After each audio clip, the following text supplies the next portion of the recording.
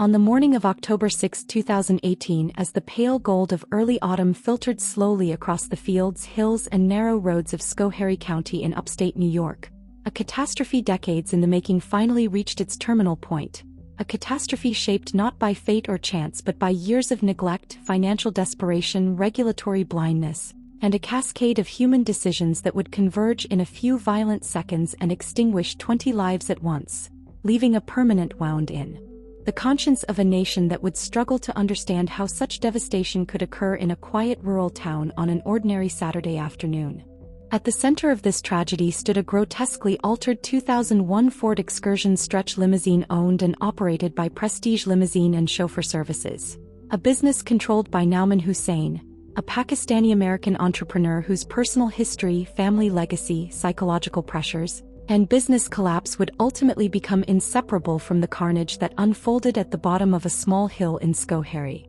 Nauman Hussain was the American-born son of Shahid Hussain, a Pakistani immigrant who had come to the United States in search of economic opportunity and over the years assembled a loose network of small businesses in New York State, including gas stations, hotels, real estate ventures, and transportation services. A rise built on ambition and relentless work but accompanied by chronic financial instability, high-risk borrowing, and constant vulnerability to collapse. From an early age, Nauman grew up in the shadow of these pressures, absorbing the lesson that survival in business often required bending rules, stretching limits, and navigating on the edge of insolvency. And when he eventually assumed control of Prestige Limousine, he inherited not a stable enterprise but a company already buried under lawsuits, unpaid taxes, outstanding loans, mounting interest, and increasingly hostile creditors, all while trying to maintain the outward appearance of a thriving luxury transportation brand in a fiercely competitive market.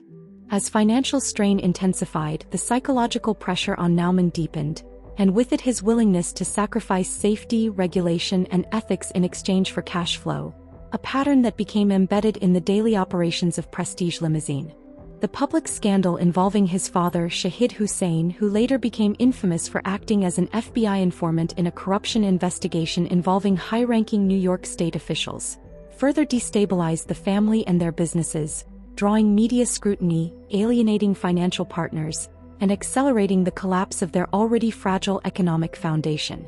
Banks tightened credit, vendors demanded payment, legal actions multiplied, and the company's survival became a constant crisis, forcing Nauman into a permanent state of financial triage where the immediate need for revenue eclipsed every other concern. In this environment, vehicles were no longer machines that carried human beings but assets that had to remain in service regardless of their mechanical condition. And the most dangerous of these assets was the massive 2001 Ford Excursion limousine that would eventually become the instrument of mass death. That limousine had begun its life as a heavy-duty SUV but had been violently transformed into a stretched passenger vehicle, its frame extended, its body welded and reinforced, its seating multiplied, and its total weight driven far beyond the limits of its original design, while the braking system was left to compensate for forces it was never engineered to withstand. Over years of operation, the vehicle developed an extensive record of serious mechanical defects, especially within its braking system, repeatedly failing New York State safety inspections for dangerously worn components, leaking brake fluid, inadequate stopping power, and structural problems that made it unstable under load.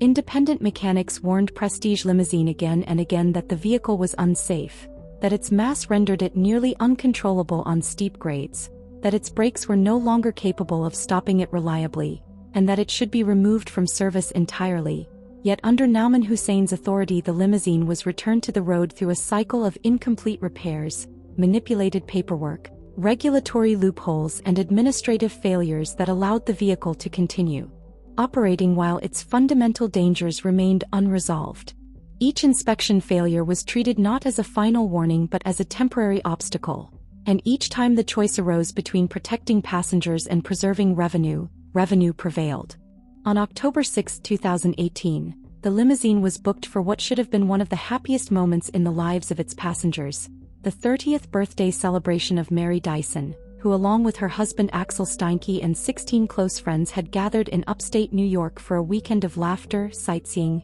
and shared memories, trusting that the company they had hired had provided them with a safe, professional vehicle. They boarded the limousine in Amsterdam, New York, smiling, laughing, drinking, taking photos, unaware that the machine carrying them had already been condemned by multiple inspections and expert warnings. At the wheel sat Scott Limousine, a driver with no commercial driver's license, no specialized training and no experience controlling a vehicle of such abnormal size and mechanical instability, hired by Prestige Limousine because qualified drivers were more expensive and harder to retain. As the limousine wound its way through rural highways towards Schoharie, its enormous weight straining its defective braking system, the passengers inside remained blissfully unaware that they were already inside a machine whose failure was inevitable. Shortly before 2 p.m., the limousine reached the crest of the long downhill slope on Route 30, a descent that demanded fully functional brakes and precise control, and at that moment years of neglect finally collapsed into catastrophe. The braking system failed almost completely, leaving Limousine with virtually no ability to slow the massive vehicle as it accelerated downhill, its weight pushing it faster and faster toward the intersection with Route 30A below. Witnesses would later describe the terrifying roar of the engine, the metallic shriek of stressed components, and the horrifying realization that the vehicle was not slowing. At the base of the hill stood the Apple Barrel Country Store, crowded with weekend customers enjoying the autumn afternoon, and near the edge of the parking lot stood Shane McGowan and Alice Fonda,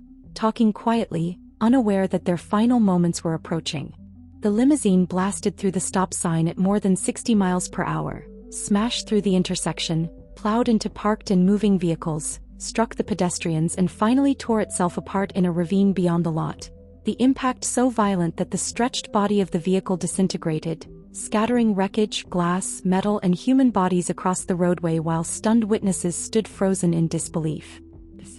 Emergency responders arrived to a scene of near-total devastation that defied language, a chaotic field of twisted steel, shattered glass, broken wood, crushed vehicles, scattered belongings and motionless bodies spread across the roadway, the parking lot, and the edge of the ravine. 20 people already beyond saving, 17 passengers, the driver and the 2 pedestrians. The magnitude of death so overwhelming that seasoned firefighters, paramedics and police officers stood in stunned silence before forcing themselves into motion, knowing that there was nothing left to rescue, only the grim work of recovery and documentation. The worst transportation disaster in the United States in nearly a decade, a mass casualty event that in seconds transformed what had been a joyful birthday celebration into a multi-state tragedy of mourning as phones began ringing in homes across New York, Massachusetts, New Jersey and beyond, carrying news that would fracture families forever. As investigators moved methodically through the wreckage, measuring skid marks that told a story of helpless acceleration, examining brake components that bore the unmistakable signs of long-term failure, interviewing witnesses whose voices still shook with shock, and reconstructing the limousine's final moments second by second, a devastating clarity emerged, and with it the full weight of responsibility. Every thread of evidence, every document, every inspection record, every warning from mechanics and every ignored violation led back to the same source, Nauman Hussein's decisions to keep an unsafe vehicle operating despite years of explicit warnings, repeated brake failures, failed inspections, expert testimony and regulatory orders that demanded the limousine be removed from service long before that October afternoon, decisions shaped by his financial desperation as debts mounted, lawsuits multiplied, creditors closed in, and the remnants of his family's business empire collapsed around him, feeding his internalized belief that survival justified any compromise, no matter the cost to human life, while a fractured regulatory system, riddled with gaps, jurisdictional confusion and enforcement failures, allowed that belief to persist unchecked until it produced catastrophic consequences. Prosecutors would later describe the crash not as an accident but as the inevitable outcome of years of conscious neglect, a foreseeable and preventable disaster assembled slowly through deliberate inaction, bureaucratic breakdown and reckless disregard, a tragedy authored not by fate or chance but by a man who repeatedly chose profit and survival over responsibility and human life until 20 people paid the final and irreversible price, and by institutions that failed in their duty to intervene while that outcome was still avoidable. And even now the road at Schoharie remains deceptively calm, traffic gliding through the same intersection where sirens once screamed and debris once lay scattered in silent testimony to unimaginable loss. The long hill unchanged, the Apple Barrel store reopened, customers browsing shelves where first responders once stood shoulder to shoulder, the seasons continuing their cycle as though nothing had happened, while beneath that ordinary surface lies the memory of 20 lives erased in seconds. A celebration turned into a mass funeral, and a community bound forever by the knowledge that the true cause of the disaster was not mechanical failure alone but the long, invisible chain of human decisions, compromises, ignored warnings, financial pressures, regulatory breakdowns, and moral failures that made that failure inevitable and allowed it to claim so many lives.